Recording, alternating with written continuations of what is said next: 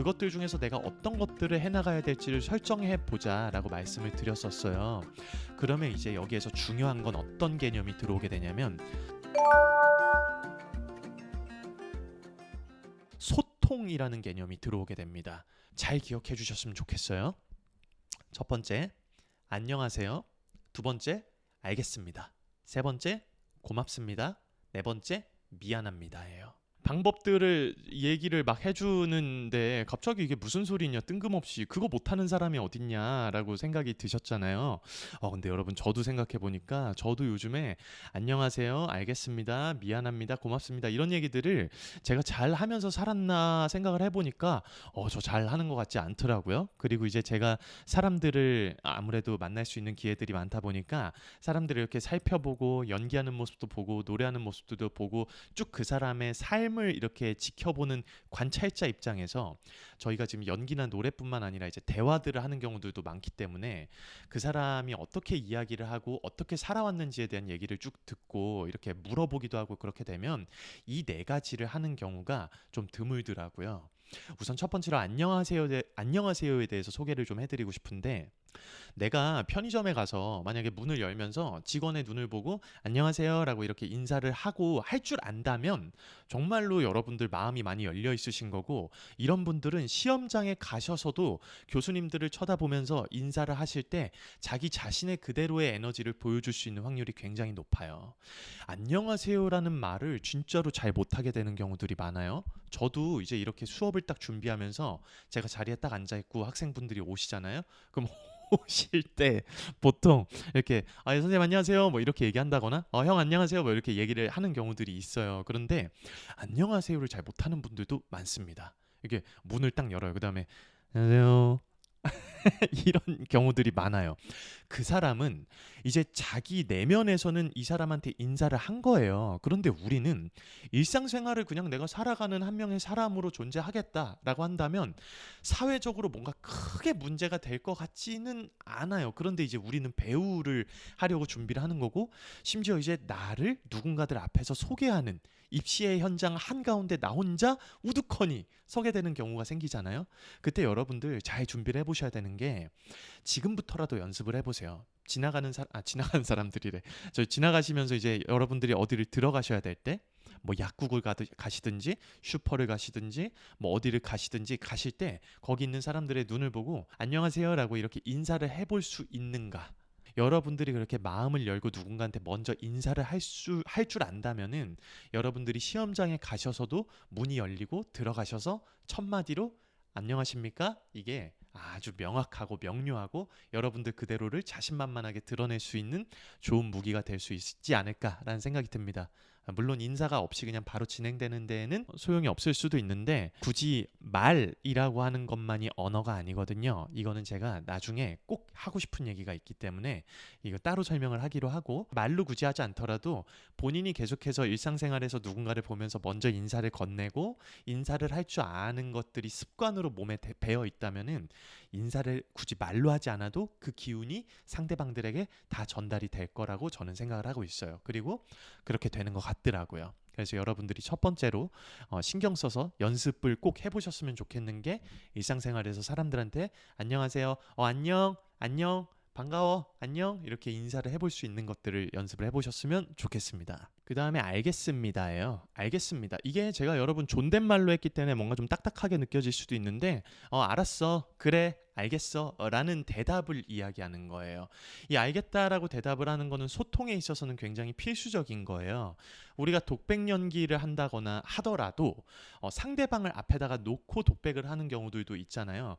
그럴 때 내가 누군가의 이야기를 듣는 것들이 어려우신 분들은 사람들 실제로 대화를 하면서 누군가가 이야기를 할 때 그랬구나, 그래, 알았어, 그렇게 할게, 알겠다라고 하는 것들을 연습을 많이 해보셔야 돼요. 이제 소통하는 것들에 있어서 사람뿐만 아니라 어떤 물건에다가 이야기를 하게 되는 경우들도 있을 거고, 어떤 장소에다가 이야기를 하는 것도 있을 거고, 소통이라고 하는 것들은 참 다양하게 설명이 가능할 것 같은데, 이전에도 이제 제가 정말로 사랑하는 제 동생과 같은 학생 한 명이 이제 연기를 막 하기 시작을 하는데, 자기가 소통해야 되는 사람 혹은 물건과 이게 정확하게 소통이 되어 있지 않는 거를 제가 발견하고 나서 그 친구에게 무슨 이야기를 했냐면 친구를 만나서 대화를 좀 하고 오자라고 이야기를 했었어요. 왜냐면 우리가 이게 모든 안녕하세요, 알겠습니다, 고마워요, 미안해요 라고 이야기를 하는 이 모든 것들 자체는 굉장히 우리가 일상적인 것들로 생각을 해야 되는데 이 일상적인 것들을 해내지 못한다면 우리가 무대에 서서 극적인 것들을 표현하기에는 굉장히 어려움이 있을 수밖에 없어요. 그렇지 않을까요? 내가 이렇게 일반적이고 일상적인 것들도 제대로 표현을 하지 못하고 있는 상황에서 무대에 갑자기 서서 극적인 것들로 안녕하십니까? 알겠습니다. 막 이렇게 표현하기에는 굉장히 뭔가 어려움이 있을 수가 있단 말이죠. 어떤 대사를 하시든지 간에요. 그렇기 때문에 제가 그 친구에게 했었던 말은 지금 친구를 꼭 만나가지고 그 친구하고 이야기를 하고 소통을 하고 대화를 좀 하고 오자. 그리고 나서 우리가 다시 얘기를 해보자라고 이야기를 했었던 적이 있어요. 여러분들 사람과 사람과의 대화에서 알겠습니다라고 이야기를 하는 것들에 대해서 습관을 길러보시는 것, 그리고 그 이야기를 할 때 상대방의 눈을 바라보면서 이야기를 하는 것, 그 사람의 이야기를 듣고 나서 그 사람한테 대답을 해주는 것, 그 모든 것들의 기운을 꼭 느껴보셔야 되고 알겠다, 그래 알았어 라고 하는 거는 또 다른 의미로 또 해석을 해볼 수가 있어요. 뭐냐면 알겠다라고 하는 것들은 내가 뭔가 알아차렸다, 나 드디어 알았다, 그것들을 경험하였다 라고 하는 의미로도 해석이 돼요. 그건 뭐냐면 내가 인지한다라는 거예요. 내 부족함을 알아차리고 인지하였다 라는 거예요. 이거는 한마디로 딱 정리를 할 수가 있는데 드디어 그 사람이 겸손해지기 시작하였다 라는 걸로 해석이 될 수 있습니다. 가장 많이 듣는 얘기들 중에 마음이 참 아픈 얘기들이 어떤 게 있냐면 선생님 알고 있는데 되지 않아요. 나 그거 알고 있는데 왜 안 했지? 이렇게 이야기를 하게 되는 경우들이 많거든요. 저도 그랬었던 적이 있어요. 그런데 시간이 지나고 나서 생각을 해보니까 제가 알고 있는데 안 된 게 아니라 내가 그냥 몰랐던 거더라고요. 그런데 나는 알고 있다라고 착각을 했던 거죠. 알고 있으면 돼야 되는 거예요. 앞에 있는 이 피드백을 줘야 하는 사람 입장에서는 이 사람이 진짜로 알고 있는데 안 되는 경우가 있어요. 우리가 이야기한 대로 그 사람이 그렇게 시도를 하려고 하는 것들이 눈에 보이기 시작을 하는데 그렇게 됐을 때 결과물이 좋지 않았을 때는 이 사람이 알고는 있는데 제대로 무언가 수행이 되지 않았구나 라고 하는 걸로 해석을 할 수는 있는데 보통은 이제 그런 경우들이 많이 없어요. 진짜로 잘 모르기 때문에 수행이 되지 않는데 이 앞에서 이야기를 해주는 사람들의 이야기를 들어서 기억하는 거를 알고 있다라고 착각을 하게 되는 경우가 생기기 때문에 여러분들이 그거를 알고 있다라고 생각을 한다라기보다 내가 이것들에 대해서 제대로 모르는구나로 먼저 접근을 하셔야 되고 그러기 위해서는 겸손함을 가지고 있는 게 필수적인 조건입니다. 겸손하지 않으면은 상대적으로 이제 염려가 굉장히 커지게 돼요. 내가 내 힘으로 해결을 할 수 있을 것 같은데, 내가 이렇게 할 수 있을 것 같은데 라고 하는 함정에 빠지기 시작하면은 그게 지금 현재 자신이 생각하는 모습과 자기의 현재 모습과 이렇게 거리 차이가 나기 시작하잖아요. 그럼 거리 차이가 점점 나기 시작하면 사람이 상대적으로 염려하는 마음이 굉장히 커지기 시작을 합니다. 염려라고 하는 거는 어떻게 생각을 하시면 좋냐면 제 몸은 여기 있지만 제가 지금 다른 생각을 하고 있다라는 거예요. 그래서 보통 염려는 실제로 일어나지 않은 일들을 동반하는 경우가 굉장히 많죠. 내가 이번에 시험이 떨어질 것 같아. 내 몸은 연습실에 있는데 나 이번에 시험에 떨어질 것 같은데 라는 생각이 나를 막 괴롭히기 시작해요. 그렇기 때문에 그 생각에서 막 헤어나오지 못하기 시작을 하면은 그날 연습이 제대로 되지 않는 경우가 많죠. 그렇게 염려에 사로잡혔을 때 그걸 부셔버릴 수 있는 방법 하나는 뭐냐면은 미래의 나에게 투자를 하는 거예요. 그렇게 투자를 할 수 있는 방법은 지금 이 몸이 내가 지금 생각하고 있는 곳에 내 몸이 갈 수 있는 경우는 많지 않기 때문에 내 몸에다가 내 영혼을 집중시키는 거고 내 몸에다가 내 정신을 집중시키는 일이 그래서 굉장히 중요한 겁니다. 그렇게 되면은 그렇게 집중하던 시간들이 차곡차곡 쌓이게 되고 그게 미래의 나에게 결과적으로 투자를 하게 되는 일들이 생기게 되는 거죠. 그리고 그렇게 100번의 연습을 거치게 된다라고 가정을 했을 때 아까 말씀드린 대로 그 100번 중에 한 101번을 심사위원분들 앞에 소개를 해드리는 거지 시도해보지 않았었던 굉장히 흥분된 상태의 101번째 나를 소개하는 자리가 아니라는 거를 꼭 말씀을 드리고 싶어요. 그래서 염려가 커지게 되면은 우리에게 많은 일들이 문제가 생길 수도 있기 때문에 이런 것들을 여러분들이 잘 컨트롤을 해보셨으면 좋겠습니다. 그리고 뭐 여러분들이 믿으시는 신이 있으시다거나 이러시다면은 정말 자신이 해결할 수 없는 부분에 있어서는 온전히 맡기시고 자신이 현재 해결할 수 있는 부분들을 충실히 수행하시는 것들이 굉장히 중요하죠. 아멘. 세 번째는 미안하다인데 미안하다라는 말을 하는 게 참 어려워요. 이 왜 어렵냐면 미안합니다라는 말을 할 수 있는 거는 굉장한 용기가 필요한 말이에요. 왜냐면 내가 정말로 잘못을 저질렀을 때 미안하다라는 말을 하는 것도 물론 어렵긴 한데 굳이 미안하다라는 말을 할 정도로 내가 막 그렇게 한 것 같지는 않고 그렇다고 말을 하자니 뭔가 좀 민망하고 낯간지럽기도 하고 이 모든 것들을 이겨내버리는 그 용기가 있다는 거거든요. 그래서 이 미안합니다라고 하는 것을 이야기할 줄 아는 것도 굉장히 여러분들한테 중요한 일이 돼요. 뭐 여러 가지 경우들이 있겠어요. 예를 들면 뭐가 있을까요? 이거 오늘 뭔가 좀 이상하게 풀리는 것 같긴 한데 제가 예를 들어 드릴게요. 제가 또 이렇게 수업을 딱 준비를 하고 있으면은 학생들이 뭐 한 5분 10분 늦게 오는 경우들이 생겨요. 그러면은 와서 죄송합니다 뭐 이렇게 해가지고 늦었습니다 죄송합니다 이렇게 하면 이제 끝나는 건데 여기에서 어떤 일이 발생하느냐, 문을 엽니다. 그럼 이제 뭐 안녕하세요 없어요. 그냥 이렇게 문을 열고 이렇게 착석을 합니다. 그 다음에 이제 이렇게 하고 있어요.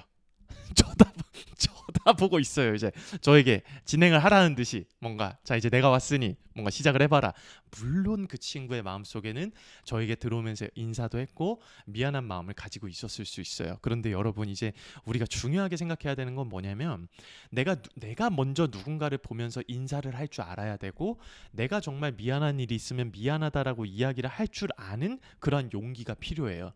용기를 우리가 어디에서 훈련을 해볼 수가 있겠습니까? 우리는 그리고 살면서 굉장히 미안한 일들을 많이 저지르고 살아가죠. 저 같은 경우에도 미안할 일이 굉장히 많이 생겨요. 그러면은 학생들한테도 사과를 하는 경우들도 생기고 미안하고 죄송합니다라고 이야기를 하게 되는 경우가 굉장히 많이 생기거든요. 그래서 이 한마디를 하느냐 하지 않느냐는 제 삶에 있어서 제가 정말 제 자존감이 커지느냐 커지지 않느냐까지도 귀결이 되는 것 같더라고요. 내가 미안하고 내가 잘못했어 라고 이야기를 하는 것 자체가 제 자존감을 깎아내리지는 않았어요. 절대로. 내 자존심이 뭔가 막 무너져 내리는 것 같은 느낌도 없었어요. 오히려 그 반대였던 것 같아요. 내가 먼저 내가 먼저 낮춰서 누군가에게 사과를 할 줄 안다는 거는 오히려 굉장히 그 사람이 커 보이게 되는 경우들도 많거든요. 그리고 용기가 생기게 된다는 거는 진짜로 중요한 것 같아요. 우리는 많은 사람들 앞에서 무대에 서서 인사를 하고 연기를 하고 무용을 하고 노래를 부르고 뭐 모든 일들이 진행이 될 때 용기가 정말로 많이 필요합니다. 자, 다음은 이제 고맙습니다. 고마워. 진짜 고마워라는 이야기예요. 요즘 시대를 살면서 우리가 하기에도 힘들고 들어보기에도 힘든 이야기죠. 근데 저는 가장 중요한 게 이 고맙다라는 말 아닐까라는 생각이 들어요. 저도 어디에서 굉장히 인상 깊게 봤었는데 어떤 학자분들께서 사람의 몸에서 나오는 엔돌핀이라고 하는 호르몬이 우리가 크게 웃거나 이러면 엔돌핀이 나온다 그러잖아요. 엔돌핀이 막 솟구치게 되고 그런 일들이 있을 수도 있고 그 엔돌핀이 세상에 무려 우리의 삶을 9초나 연장을 시켜준다라고는 이야기를 하셨다는 거예요. 그런데 여러분 굉장히 놀랍게도 이 엔돌핀의 4,000배 이상의 역할을 하게 되는 호르몬이 우리 몸에도 있다고 합니다. 그게 뭐냐면 다이돌핀이라고 하는 호르몬이에요. 이 다이돌핀이라고 하는 호르몬은 어떤 음식을 먹거나 뭐 그렇게 해서 만들 수 있는 게 아니라 우리가 굉장히 감동을 받았거나 강력한 깨달음을 얻었을 때 형성되는 호르몬이라고 합니다. 한 철학자분께서는 또 이렇게 이야기를 하셨다고 합니다. 우리가 감사를 할 수 있는 마음은 최고의 항암제이자 해독제 방부제 역할까지 한다. 이런 이야기를 하셨다는 거예요. 그리고 정말 많은 신학자분들이나 철학자분들께서도 이제 감사를 돌릴 줄 아는 마음이 우리의 몸과 마음에 있어서 정말로 중요한 역할을 한다라고 이야기를 하시거든요. 이렇게 감사할 수 있는 마음, 그것들로 인해서 무언가를 깨달음을 얻는 마음들, 이런 것들이 형성이 될 때 다이돌핀이라고 하는 호르몬이 나오면서 그게 우리 몸을 굉장히, 우리 정신과 몸을 굉장히 건강하게 만들어준다라고 하는 거죠. 내가 아주 작은 것을 깨달았지만은 그것들로 인해서 굉장히 크게 기뻐할 줄 아는 마음, 이런 것들이 쌓이고 쌓이다 보면은 굉장히 엄청나게 놀라운 경험들을 저도 했었거든요. 제가 변화됐었던 것들을 느꼈다기보다 제가 만나고 있는 학생들을 보면서 그런 것들을 많이 느꼈어요. 이게 어떤 일이 있었냐면, 제가 굉장히 힘주어서 무언가 이렇게 크게 무언가 얘기를 했을 때 얻는 깨달음도 감사하게 있을 수 있는데, 그냥 제가 이렇지 않을까라고 했을 때 앞에 있는 친구가 그렇구나 라고 작은 깨달음을 얻고 거기에 대해서 굉장히 크게 기뻐하는 모습들을 본 적이 있어요. 그 친구가 성장하는 속도는 아주 진짜 놀랍도록 성장을 하더라고요. 그리고 그 모든 감사할 줄 아는, 작은 것에 감사할 줄 아는 마음은 제가 앞서 말씀드렸었던 것처럼 겸손이 굉장히 기본적인 토대로 작용을 합니다. 이게 만약에 없는 경우들은 어떤 게 있냐면, 가장 방해하는 게 이거 같아요. 알고 있는데 안 돼. 그거 내가 해봤는데 그거 아니야. 나도 그 얘기 들었는데 그거 아닌 것 같아. 이런 것들. 알고 있는데 아닌 것 같아, 알고 있는데 안 돼, 이런 굉장히 부정적인 것들, 아까 제가 이야기했었던 것들을 잘 기억을 해주세요. 이렇게 작은 것들에 감사할 줄 아는 겸손한 마음을 가지고 있으면은 엄청나게 놀라운 속도로 성장을 합니다. 감동을 받기도 하고 깨달음을 얻기도 하고, 그렇게 될 때 우리 몸과 마음이 아주 건강해진다는 이야기를 하고 있는데요. 이제 우리가 살면서 어떻게 해봤으면 좋겠는가를 돌아봤을 때, 여러분들이 이제 학원을 다니시는 분들도 계실 거고, 뭐 혼자 준비하시는 분들 말고도 이제 뭐 레슨을 받으시거나 학원을 다니시거나 하시는 분들이 많으실 텐데, 그런 분들을 보실 때 좀 마음이 아파요. 우리가 앞에서 뭔가 이거 얘기하기 좀 조심스럽다, 어떻게 얘기해야 될까, 잘 얘기해봐야지. 자신이 분명히 얻고자 하는 것들이 있어요. 그렇게 해서 그것들만 어떻게든 얻어보려고 앞에 있는 사람에게 자기의 그것들을 얻어내기 위해서 뭔가 말을 돌려서 해가면서 그거를 기어코 뭔가 얻고자 하는 것들을 앞에 있는 사람 입장에서는 그게 다 느껴져요. 그렇기 때문에 이게 굉장히 마음이 그때 어려워요. 이거를 어떻게 얘기를 해줘야 되나, 그렇게 하면 안 돼 라고 이야기를 해도 이미 거기에 대해서는 마음이 멀어진 것 같아서요. 근데 이게 여러분, 사람이 굉장히 많은 단체나 이런 곳에서 그렇게 행동을 하게 되면 어떻게 되냐면, 진짜로 정말 마음을 주고받는 스승과 제자, 선생님과 학생, 이렇게 된다라기보다 그냥 고객이 될 가능성이 굉장히 높습니다. 자기가 얻고자 하는 것들을 얻으려고 그냥 애를 쓰고 있고, 그냥 그것들만 채워주고 내가 더 이상 채워주고 싶어하는 마음 없어지고, 그렇게 되는 일들이 의례 발생할 수 있거든요. 그렇기 때문에 여러분들이 정말 최선을 다해서 무언가를 얻고자 하거나 이런 일들이 있을 때는 내가 이 사람한테 이렇게 물어봐야 되나? 이거를 이렇게 해야 되나? 이게 아니라 저 사람한테 지금 가장 필요한 게 뭘까라고 하는 것들에서부터 출발하는 게 굉장히 좋아요. 그렇게 해야 본인이 얻어낼 수 있는 것들도 이게 계산적인 사고가 아니라 내가 무언가를 먼저 주고 싶어 하는 마음, 그리고 그것들을 얻었을 때 정말로 그 사람한테 고마움을 표현할 수 있는 마음, 그런 것들이 여러분들의 정신과 마음 똑같은 거구나. 말이 길어지다 보니까 정신과 몸을 정말로 건강하게 유지할 수 있고, 이렇게 긴 레이스라고 하는 입시를 여러분들이 건강하게 치러낼 수 있는 방편이 되지 않을까라는 생각이 듭니다. 오늘 이제 제가 정말로 길게 얘기를 해드렸는데 너무너무 꼭 하고 싶었었던 이야기였어요. 지금 당장 여러분들의 시험에 어떻게 도움이 될지는 제가 잘 모르겠지만, 분명한 거는 앞으로의 여러분들이 배우로 활동하시거나 사람으로서 이렇게 존재하게 되는 시간들 뭔가 되게 거창하네요. 그렇게 될 때는 무언가 변화들이 일어날 것이라고 저는 확신하고 있습니다. 저 같은 사람도 많이 변하고 있다고 믿고 있는데, 여러분들은 충분히 저보다 더 놀랍게 변하실 수가 있을 거예요. 안녕하세요. 알겠어, 고마워, 미안합니다, 이런 얘기들을 꼭 하실 줄 아는, 그런 것들을 꼭 누려보고 그것들을 꼭 경험해 볼 수 있는 여러분들이 되셨으면 좋겠습니다. 네, 일상적인 것들을 우리가 이렇게 해내지 못한다면은 극적인 것들을 표현하기에는 더 어려울 수 있어요. 그러니까 반드시 훈련을 해보시고 여러분들 삶으로 가져가세요. 자, 긴 얘기 들어주셔서 정말 감사합니다. 그럼 또 힘내셔서 연습 잘하시고요. 축하합니다. 합격입니다. 감사합니다.